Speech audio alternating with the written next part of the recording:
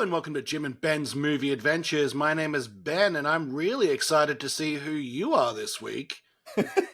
I'm John Garrity, an American but also Scottish construction engineer, because we watched Greenland or Greenland. I don't know. Is it Lund or Land? Look, I've always said Greenland, so let's Okay. go with Greenland.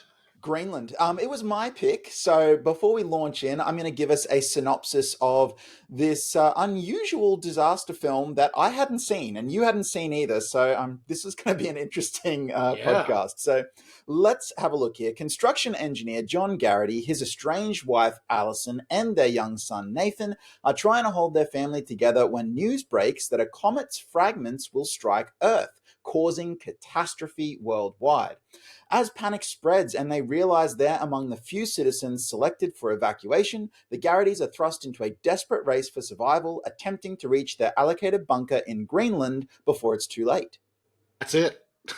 That is what happens. I was like, we could go into detail, but we'll do that later in the podcast. So give us a few facts about the production of this particular disaster movie. Yeah, so here are the names and numbers. Released in 2020, directed by Rick Roman War, screenplay by Chris Sparling, cinematography by Dana Gonzalez, starring Gerard Butler, Marina Baccarin, Scott Glenn, David Denman, Hope Davis, and King Buck. Music by James Newton. No, was that right? Sorry, give me 2 seconds. Music by David Buckley, sorry. Budget of $35 million, runtime of 119 minutes, and a box office of $53 million. The box office is only listed as both domestic and international as the same number, which I hazard to guess is a streaming issue.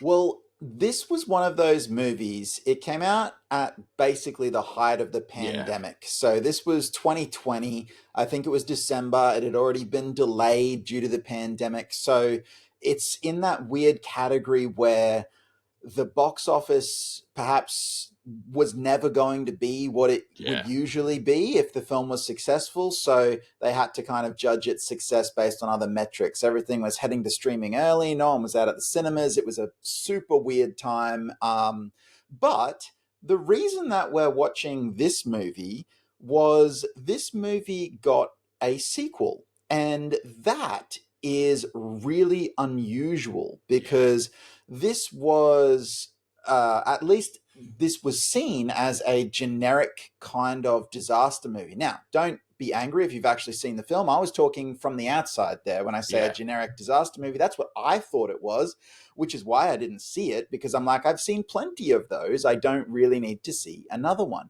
And then I saw that it had sort of unusually strong reviews, and I was like, maybe I should get to it at some point. And then they got a sequel greenlit, which had even bigger budget. And I thought, well, actually, not just getting a sequel doesn't automatically mean the first movie's good, but the fact that the reviews were kind of holding strong and we had a sequel meant there's some momentum here, something's happening, maybe it's worth a look. And that was why I selected it and said, I think we should give it a look for the podcast. And I was pleasantly surprised. What about you, Ben?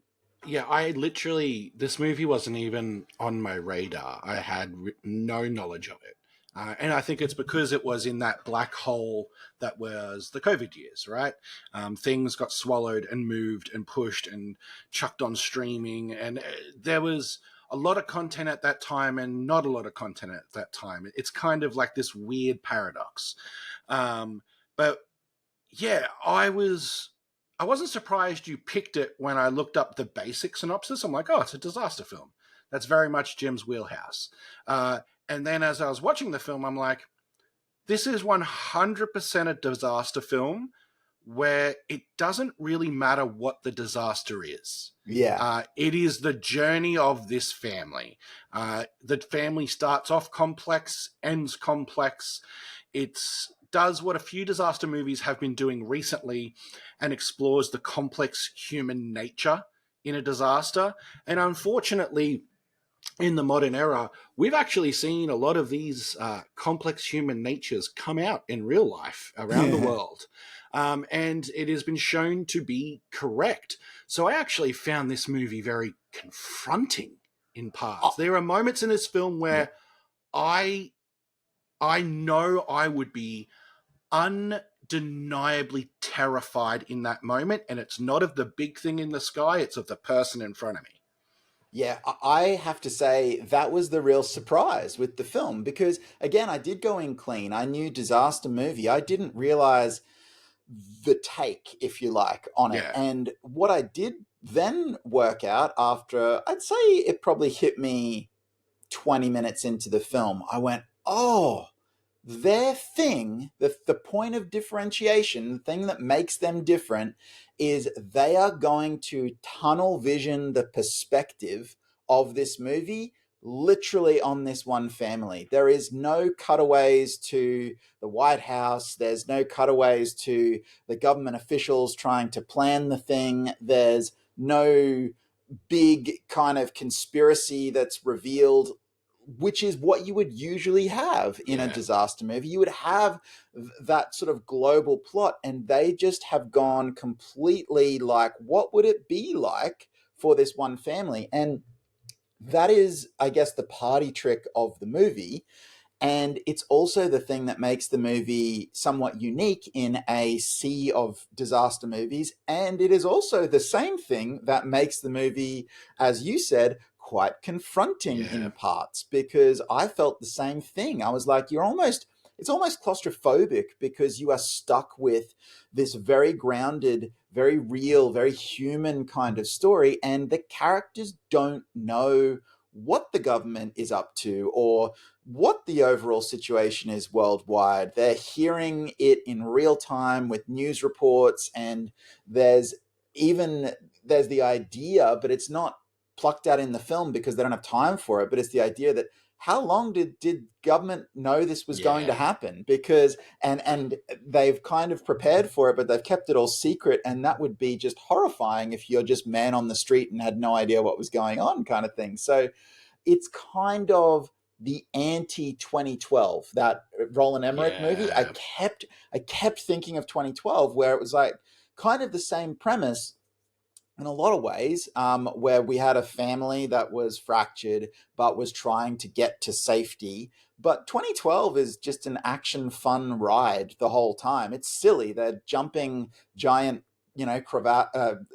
crevasses in their limousine and Yeah. jumping on huge Russian planes and, flying halfway around the world. And there's a Chihuahua dog. It's just, it's classic kind of popcorn silliness, whereas Greenland hits a very different vibe. There are parts of this movie where I was like, oh, this is reminding me more of The Road than something else. And that is not a movie I enjoy revisiting because that thing's bleak. Yeah, I haven't seen The Road because I know it's bleak, but it gave me Children of Men vibes. Yeah. Like that kind of like just human nature uh, in its spectrum.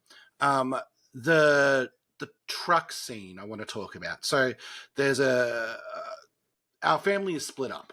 And the son has medical needs. He needs insulin, and they get separated in trying to get into a military compound and get the medicine and all that sort of stuff. And the dad ends up basically traveling in the back of a truck with a group of people.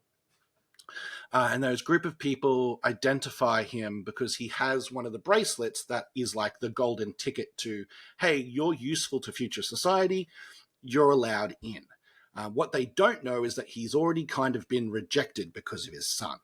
And they're going to steal it. And in this truck is also a good dude who is played by. Do you know who he is, by the way, King? No, I don't.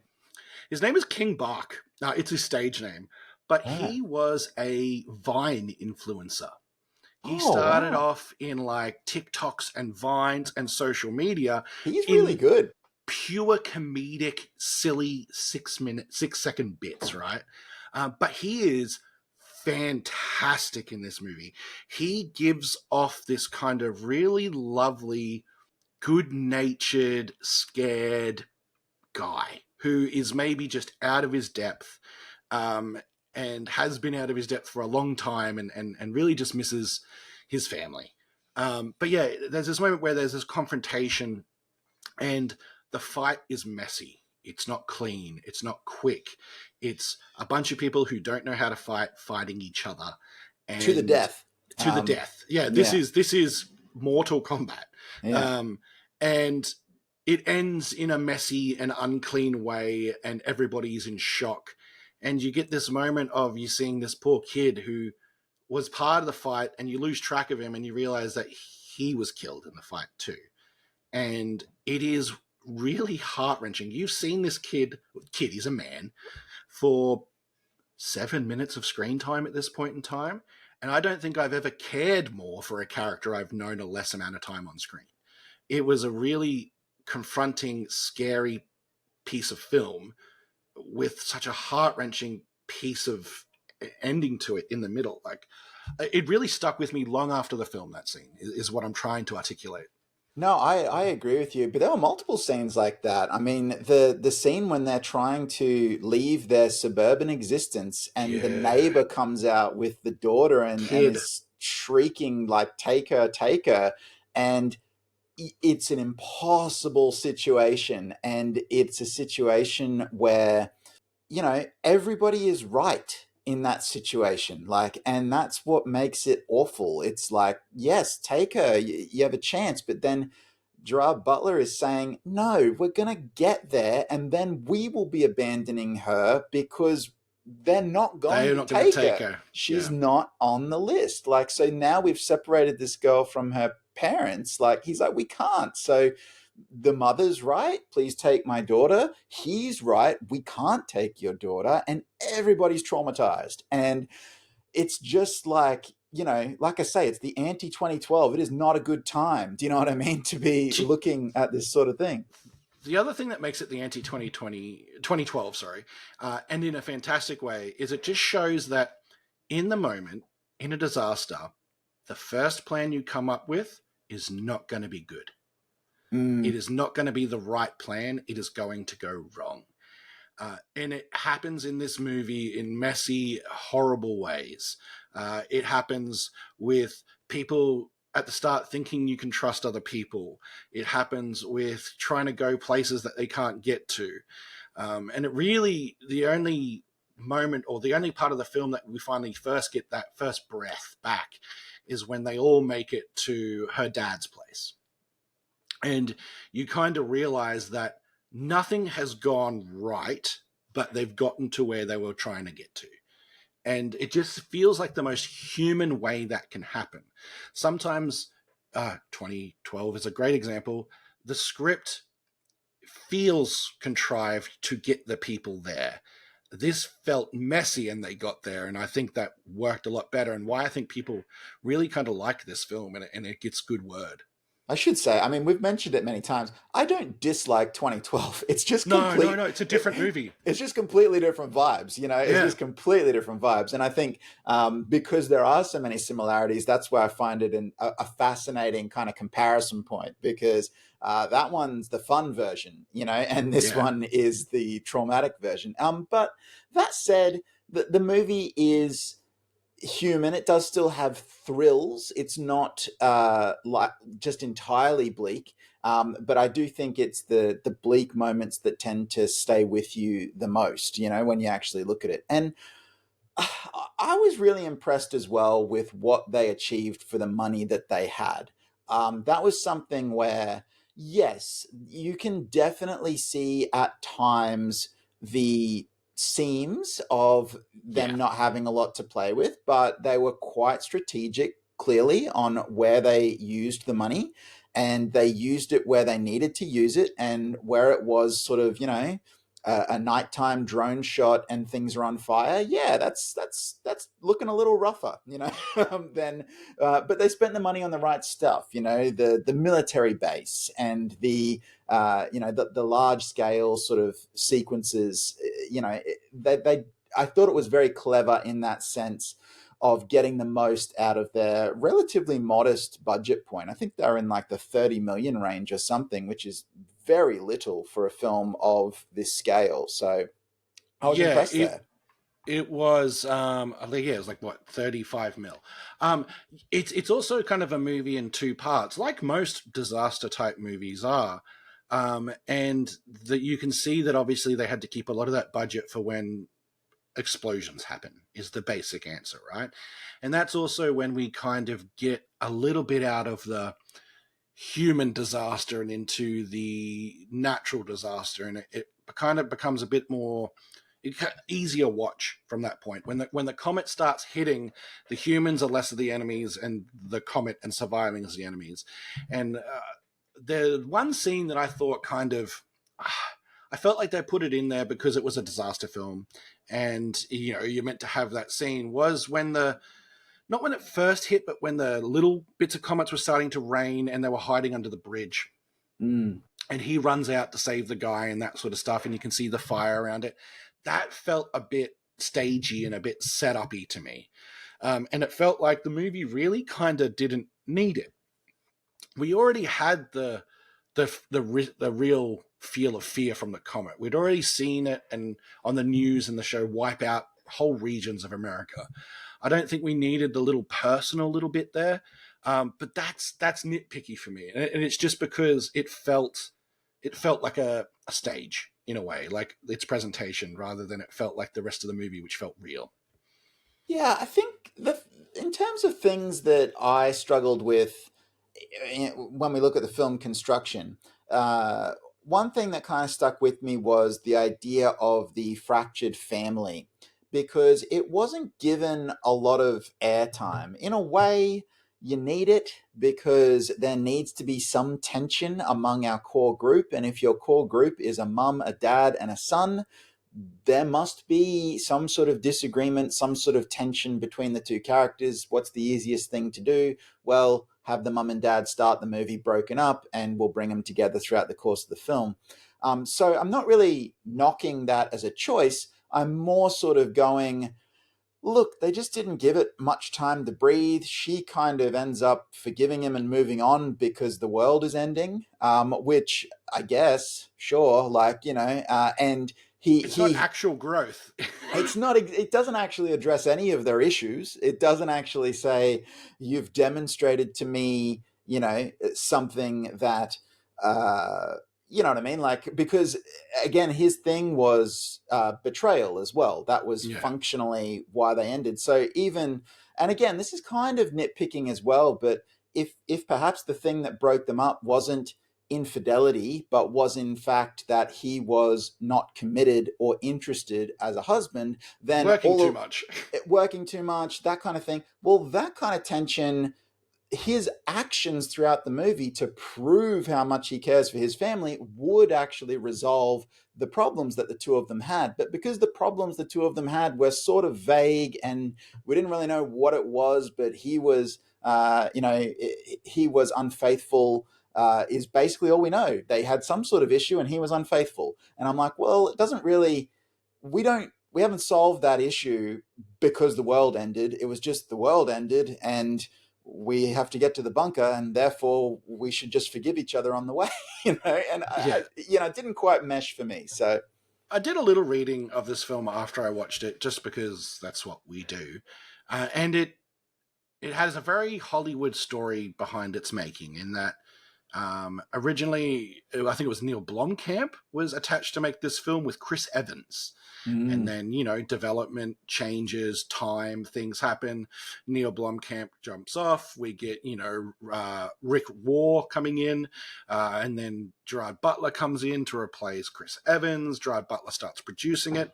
So I think what we're seeing there with the relationship, and even a few other times through this movie, is different groups of people's ideas coming together and being sewn together into a script.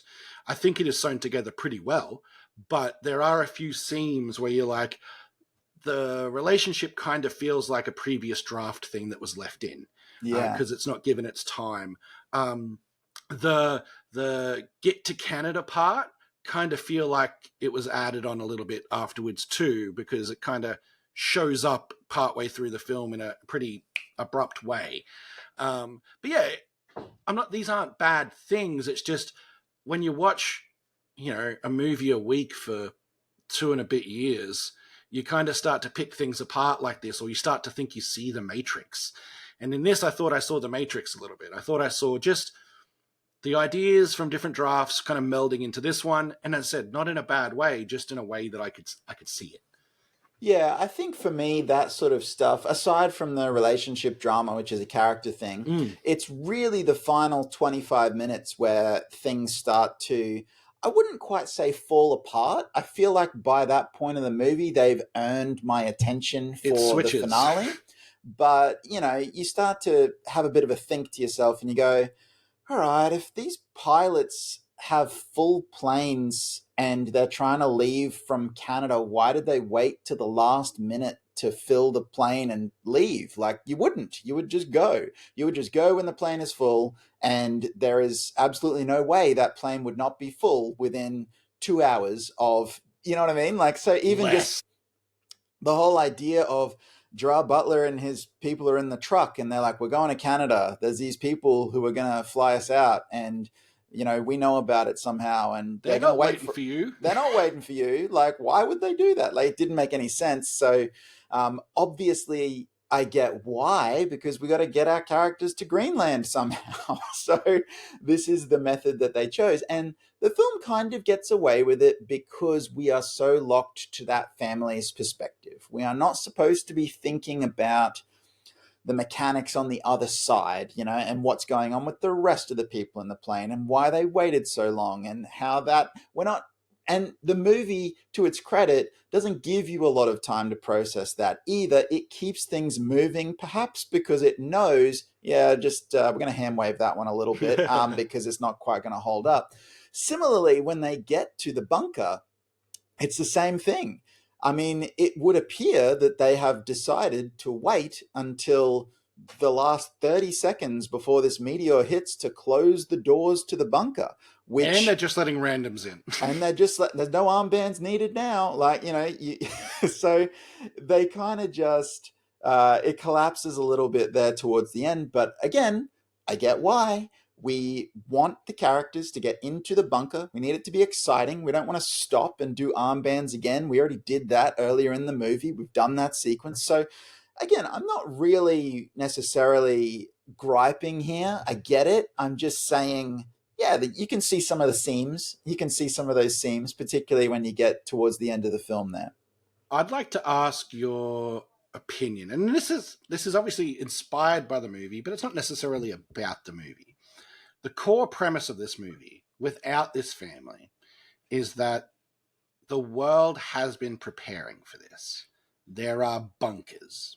And we know about the one in Greenland. At the end of the film, we obviously find out there are more bunkers out there. How real do you think that is? Like, I know, for example, in Greenland, there is something that's called the seed vault, right?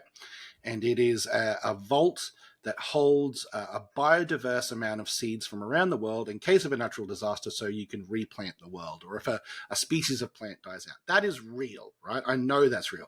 But how real do you think the rest of it is? I think in terms of like conspiracy theory stuff, I would say right now, not very real, because I think there's no reason for governments to invest in that sort of thing. So, for instance, even your seed vault, it's probably some sort of, it's not some big grand buried structure. Exactly, it's a lab.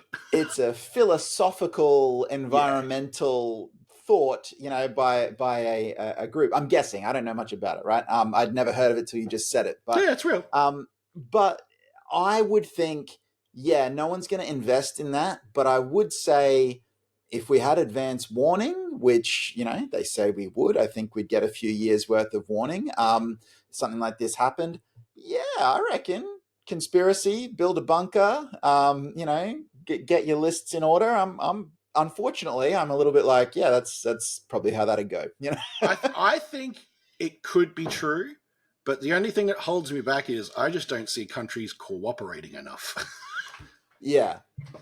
I don't think, in a weird way, the biggest stretch is that the US bunker is on a In different Greenland. in Greenland. You know what I mean? Like, so I'm pretty sure, yeah, the US would build a bunker. It'd be in the US. I don't think it would Yeah. be somewhere else. So, but so yeah, but that's the fun conspiracy It theory just makes you side of think, it. right? It does. Unfortunately, it makes you think, which is why the whole thing is sort of, it's unsettling. It's not a fun concept in that sense. It's like, yeah, look how fragile human life is.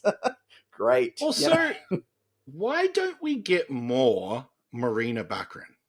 Marina Baccarin is fantastic. She is really good. She does a lot of TV, and I Yeah. think as well, like, Oh, she did that sort what, of, Deadpool and stuff, I suppose, but yeah, but like, she was on Gotham for a number of years, that TV show. So like, yeah, but she is really good. She's always uh solid. She always yeah. just shows up and just does a really great job and is very watchable. So look, you'll see her in the sequel. So Yeah. Greenland 2, which I must say, actually, just to pivot from the movie that we watched, which I think we are both basically saying we quite liked it and we liked its points of difference. It's Um, an enjoyable film, and yeah, I would recommend it to just about anyone. I probably I wouldn't like to watch it again because I did find elements of it disturbing, if you know what I mean. But There's a lot of child endangerment, which is tough to watch. So yeah, and just, thoughts about the end of the world aren't particularly fun, particularly when it's going to end that way. And we've got the somewhat nihilistic, apocalypse parties and whatnot happening on the rooftops where they're just yeah, like, yeah, I'm like, oh, this is bleak. This is bleak, bleak, bleak, So, so it's not like I'd necessarily run out and watch it again, or I'm not saying it's a fun time, but it was a good movie that has a few issues towards the end, in particular, just with some of the credibility there. But one thing that this film does do is it really commits to the feeling of reality as we follow this family. And I watched the trailer for the second one, can and stop. I oh, just looked at the title of the second one, and it makes me feel like we're leaving reality. I was gonna say, I was like, what would it be like if we took that sense of grounded reality and we applied it to the second one? And I was like, well, we all know that. Well, I don't know. Most people, I think, if you're interested in apocalypse fiction, which I'm sure we both are, you Yes. know that they say within months your fuel is unusable. You can't use it anymore unless you have a refinery or something like that. And I was like, wow, that would be interesting. They get out of the bunker. The earth is scorched. What are they going to do for food? It's going to have to be slow. Maybe they can go fishing, or they can't use cars if we're committing to that. And what do I see in the trailer? I'm like, we're driving cars across the apocalyptic wasteland. We've got crowds of people in bombed out cities, where there just wouldn't be people. So you said it feels like we've left reality, and I instantly was like, oh, we've gone to, and I don't want to judge it before I've seen it, right? But just from the trailer, it looks like we went to standard apocalyptic imagery and tropes like Well, that. So and the point of difference of the first one being kind of grounded and human seemed to be completely out the window with the so sequel. I'm basing it just on the posters, right? The first poster is like him hugging his family, apocalypse quietly happening in the background, right? So you think, yeah, it's all about family. Quietly happening? The apocalypse Well, quietly like happening? it's a background image. It's It's not a a very foreground. polite apocalypse, Yeah. and it's gonna let you have a little cuddle first. The second poster, they've tried to mirror it, right? They've kind of got the three people and they're kind of all looking to the distance. None of them are hugging, none of them are touching. The apocalypse is still happening in the background. There's still comets falling, and it's called migration. So yeah, that's what made me think maybe it's not in touch with reality anymore.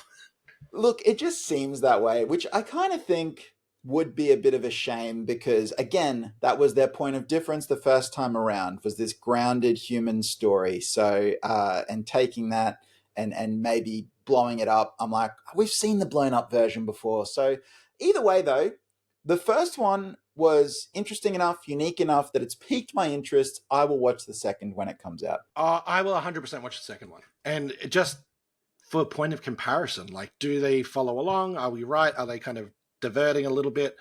I also have a bit of a science question at the end of this film. And I know this isn't a science film. But like 9 months?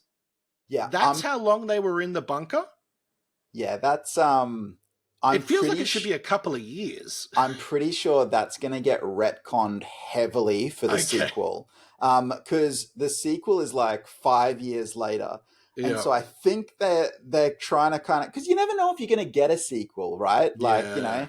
but I think that in at the end of that movie, it's that thing of like, we want to resolve it in case we don't get a sequel. So they went with the doors opening after 9 months, but I have a feeling that in the sequel they're going to be like, oh yeah, it should be more like 4 or 5 years. What if we say they opened the doors Had a and look, maybe it went was back like in. had a look, nope, still can't really come out here. It's not looking good, guys. We'll shut them again. Like, you know, we had a little recce. We checked it out. Guys, had a look. Doesn't look comfy. Let's just wait a little bit.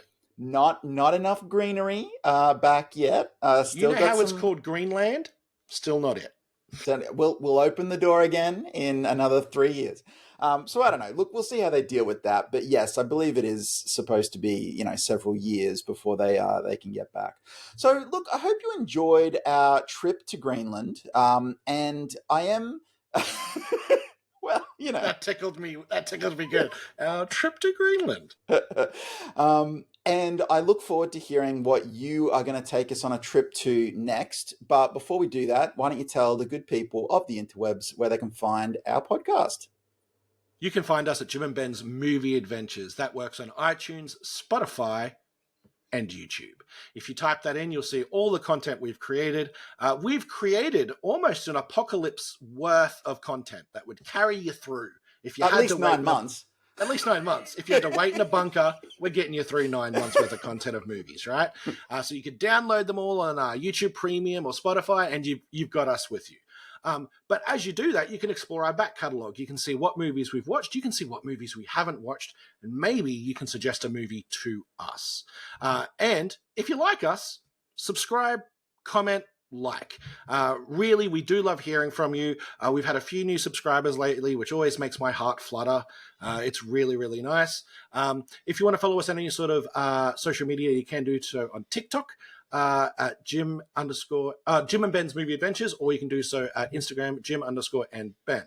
I saw Jim smile when I said my heart flutter, and it distracted me.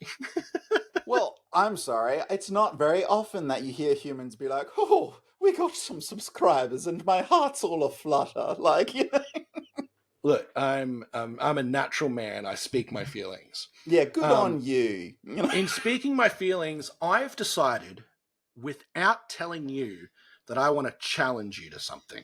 No. And it's because I think your pick will be interesting. Okay. This week, for our next podcast, because, look, to date us, we're at that time of year, it's Christmas. I'm going to pick a Christmas movie. And I'm challenging you, before we've even watched my Christmas movie, that your next pick also has to be a Christmas movie. Sold. Can do. All right, so I have 3 Christmas movies in mind. All of them are fairly different. So, am I going to do the numbers thing, or am I going to pick? You're going to pick. I just want you to hit me with what you want to watch. Actually, this I've Christmas. I've got a dice here. All right, I've got a 6-sided dice. I've got 3 films. 1 to 3 is my first film. Okay, here we go. 1 to 2 is my first film. Yep. I have rolled 3, so it's my second film. We are watching Home Alone. I love me some Home Alone. So we're going to watch Home Alone, the original with Macaulay Culkin, and that will be our film for next week as part of our mini Christmas arc.